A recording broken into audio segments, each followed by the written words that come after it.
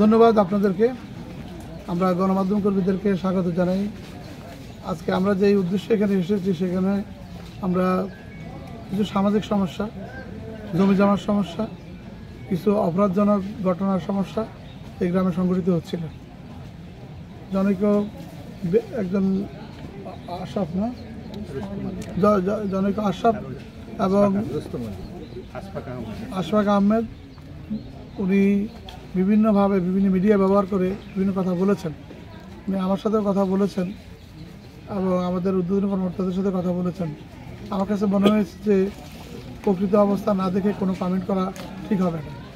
এই জন্য আমি প্রকৃত অবস্থা দেখার জন্য এখানে এসেছি এবং এখানের মানুষের সাথে কথা বললাম, সব লোকের মতামত আমি শুনলাম এবং যে দুজনের মধ্যে বিরোধ, আমরা বিরোধ নিষ্পত্তির জন্য আমরা একটা প্রাথমিক ব্যবস্থা গ্রহণ করেছি। আমরা আশা করছি যে এই ধরনের বিরোধ থাকবে না। গ্রামের যারা মোটামুটি নেতৃস্থানীয় তাদেরকে আমরা এই কাজে ইনভলভ করেছি যাতে এই ঘটনার পুনরাবৃত্তি আর না ঘটে। গ্রাম পর্যায়ে যে সব সমস্যাগুলো আছে আমরা চাচ্ছি যে গ্রাম পর্যায়ে সব সমাধান হয়ে যাক। আর যদি একান্তই না হয় সে একটা আইনানুগ ব্যবস্থা নেবে। আইনানুগ ব্যবস্থা নেওয়ার পরে পুলিশ তার যে চৌহদ্দির মধ্যে যা দায়িত্ব থাকে পুলিশ তার দায়িত্ব যথাযথভাবে পালন করবে। দিতে এসেছি যে পুলিশ নিরপরাধ মানুষের বিরুদ্ধে করা কোনো অপরাধকে গ্রহণ করবে না।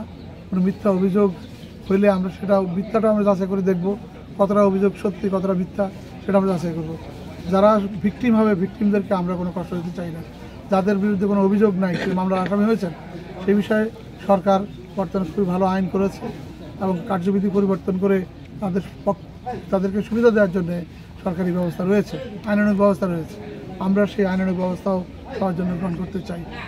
আমরা আমাদের থানার সাথে একটা সুন্দর স্বাভাবিক বন্ধুত্বপূর্ণ সম্পর্ক থাকবে এই বিশ্বাসে আমরা কাজ করি এবং আমরা বিশ্বাস করি এই গ্রামে আসার পর আমরা আরও দৃঢ় বিশ্বাস জন্মেছে যে এই গ্রামের মানুষ খুবই ভালো এবং তারা সমস্যার সমাধান চায়, কিন্তু সঠিক উদ্যোগের কারণে হয়তো এতদিন সম্ভব হয় নাই।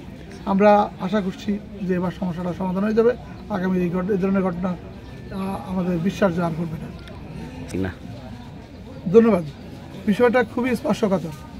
এখন আদৌ যিনি করেছেন তিনি করেছেন কিনা বা তিনি এআইডি করেছেন কিনা, এখন তো এই ধরনের ব্যবস্থা নানাজন নানাভাবে করতে পারে।